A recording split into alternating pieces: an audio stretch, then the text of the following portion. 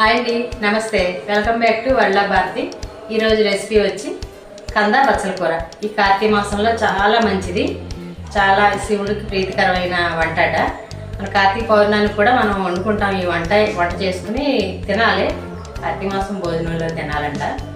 కాబట్టి మా అమ్మ అయితే చేసి చాలా బాగుంటుంది. అందరికీ పంచిపెట్టి ఇది అమ్మ అయితే చేసి ఎక్కువ కందం అండి.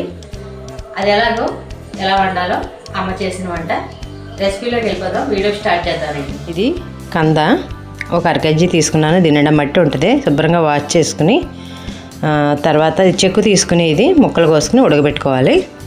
ఇది బచ్చల కూర మా గార్డెన్లోది. ఇది ఒక రకం బచ్చల కూర. ఇది ఉంది, అది ఉంది, రెండు కలిపి వండుతున్నాను నేను. ఇది ఒక రకం బచ్చలి, ఇది ఒక రకం బచ్చలి, ఈ రెండు కలిపి వండుతున్నాను. ఈ బచ్చల కూర శుభ్రంగా వాష్ చేసి కడుక్కొని ముక్కలు కోసి చూపిస్తాను.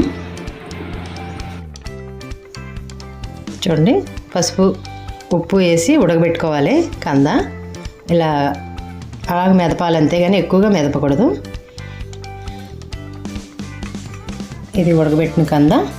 ఇది శుభ్రంగా వాష్ చేసుకుని తరుక్కున్న బచ్చల కూర సన్నగా ఇలా తరుక్కోవాలి. ఎంత బచ్చల కూర వేసుకున్నా పర్వాలేదు.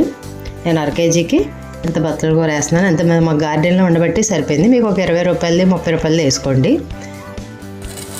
1 స్పూన్ జీలకర్ర వేసి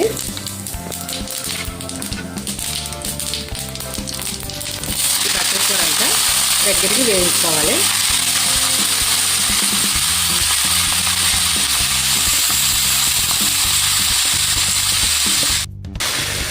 ఇది నీళ్ళు అయిపోయేదాకా మగ్గేదాకా మనం ఇలా మూత పెట్టుకు ఉంచుకుంటే ఒక 2 నిమిషాలు మగ్గిపోద్ది. చిన్న అల్లం ముక్క, ఒక 2 పచ్చిమిర్చి, 1 స్పూను ఆవాలు నూరుకుని పేస్ట్ చేసుకుంటే ఇందులో కలుపుకుంటే బాగుంటుంది. ఆవపోపు ఇవి కలర్లో వేసుకుని నూరుకుందాం.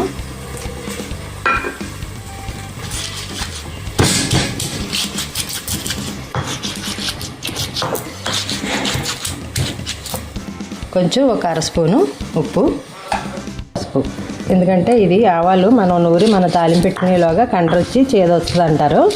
అందుకని అలా నూరుకునేటప్పుడు కొంచెం పసుపు ఉప్పు వేసుకుంటే కండ్ర రాదు. స్టవ్ వెలిగించి కళాయి పెట్టుకుని తాలింపులకు సరిపడగా ఆయిల్ వేసుకుందాం. కొంచెం ఎక్కువగానే పడుతుంది ఆయిల్.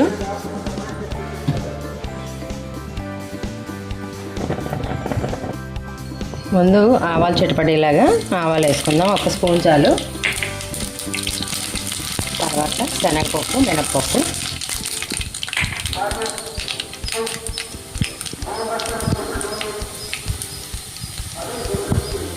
ఇక్కడ మాకు గుడి దగ్గరగా ఉండడం వల్ల మైక్లో చెప్తున్నారేంటో, స్వామి అయ్యప్ప గుడి ఉంది ఇక్కడ. జీలకర్ర స్పూను, ఒక 4 ఎండుమిర్చి,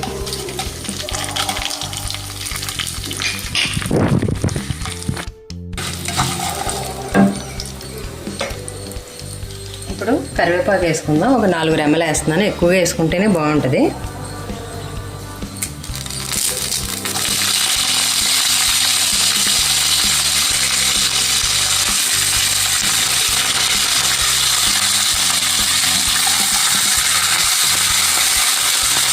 ఇది కార్తీక మాసంలో వండుకుంటారు ఈ కూర. కార్తీక మాసంలో తింటే మంచిదట. అమ్మ అయితే వండి అందరికీ పంచిపెట్టేది. ఎక్కువ కంద, పెద్ద కంద 2 కందలు తీసుకుని వండి అందరికీ కొంచెం కొంచెం వేసేది. నూనెలో వేయించుకున్నాం కదా, ఆ బచ్చల కూరను వేసుకోవాలి.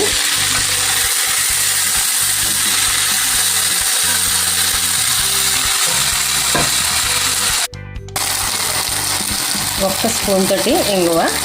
నేను తాలింపులో వేయడం మర్చిపోయాను, మీరు తాలింపులో వేసుకోండి.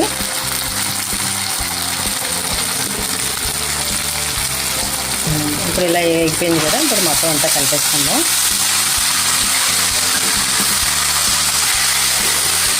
చేస్తున్నాను నేను ఉడకబెట్టుకున్నాను కదా. ఇలా ఉడకబెట్టుకుంటే మీకు దేంట్లోనైనా వేసుకోవచ్చు. 1 స్పూన్ వేస్తున్నాను చింతపండు పేస్ట్.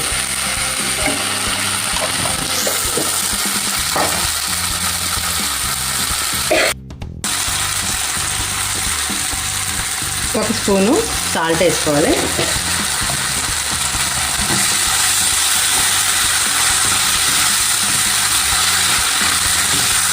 మనం ఆవాల్లో వేసుకున్నాం కదా, ఆవాలు నూరేటప్పుడు ఒక అర స్పూన్ వేసాను కదా, ఇదే అది సరిపోద్ది. ఇప్పుడు కంద వేసేసుకుందాం. ఇది అమ్మ చేసిన పద్ధతి. ఈ ఊరిని బట్టి మారుతూ ఉంటాయి రకరకాలుగా వంటలు. మా రాజమండ్రిలో కూడా రకరకాలుగా వండుతారు, ప్రాంతాన్ని బట్టి పద్ధతిని బట్టి ఉంటాయి. నానమ్మ ఇలా వండేదంట, అమ్మ ఇలాగే వండేది.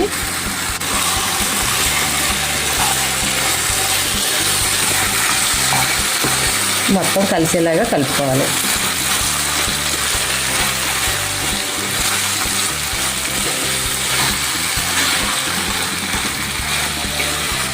ఇప్పుడు నూరుకున్న ఆవాల ముద్ద వేసుకోవాలి.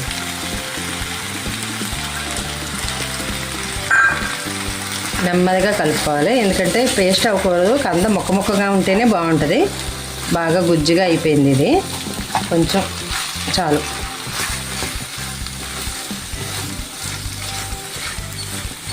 మనం బంగాళదుంప పోపు పెట్టుకుంటాం కదా, అలాగే చేసుకోవాలి. కాకపోతే వెల్లుల్లిపాయ వేస్తాం మనం, వెల్లుల్లిపాయ వేస్తాం బంగాళదుంప పోపులో. కార్తీక మాసం కదా, వెల్లుల్లి తినకూడదు.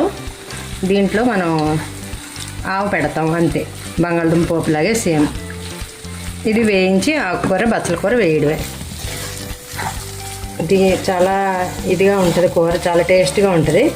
తింటే వేడి చేస్తుందని కంద, ఇప్పుడు శీతాకాలం కదా, కంద వేడి. బచ్చల కూర అయితే ఐరన్, ప్రోటీన్స్ అన్నీ ఉంటాయి దీంట్లో. తింటే చాలా మంచిది. ఇలా పిల్లలకి చేసి పెట్టండి, అలవాటు చేయండి, చాలా మంచిది ఇది హెల్త్కి. విడిగా బచ్చల కూర కూడా తినొచ్చు, కంద బచ్చలి. ఇది ఈజీగా వచ్చేస్తుంది. గార్డెన్లో వేసుకుంటే, చిన్న మొక్క వేసుకుంటే చాలు, బాగా అల్లేస్తుంది తీగ. సరిపడగా వేసుకుని చూసుకుని వేసుకోండి. మాకైతే సరిపోయింది ఉప్పు. ఇది మూత పెట్టేసి ఒక్క 2 నిమిషాలు అలా ఉంచితే దానికి ఆవంతా పట్టి, ఆవపప్పు మొత్తం తాలింపులు ఇవన్నీ పట్టి బాగుంటుంది. మళ్ళీ ఒకసారి కలుపుకుంటే కూర అయిపోయినట్టే. ఇప్పుడు మూత తీసి చూద్దాం. ఈ 2 నిమిషాలకి ఇలా మగ్గుతుంది. చూసారు కదా, ఇంకా ఎక్కువగా కలుపుకోకూడదు, మనం ఇలాగే ఉంచుకోవాలి. ముక్కలుగా ఉన్నా కూడా, ఇలా ముక్కలుగా ఉన్నా కూడా బాగుంటుంది. చాలా బాగా వచ్చింది, ఎక్సలెంట్గా ఉంది. టేస్ట్ అయితే చూశాను, అదిరిపోయింది. ఇప్పుడు బౌల్లోకి తీసుకుందాం.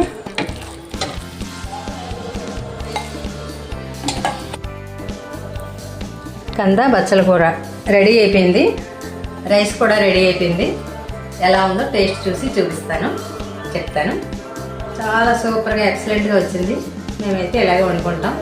మీ ప్రాంతాల్లో మీరు ఎలా వండుకుంటారో కామెంట్లో చెప్పండి. లైక్ చేయండి, షేర్ చేయండి, సబ్స్క్రైబ్ చేయండి, మన ఛానల్ని ఎంకరేజ్ చేయండి.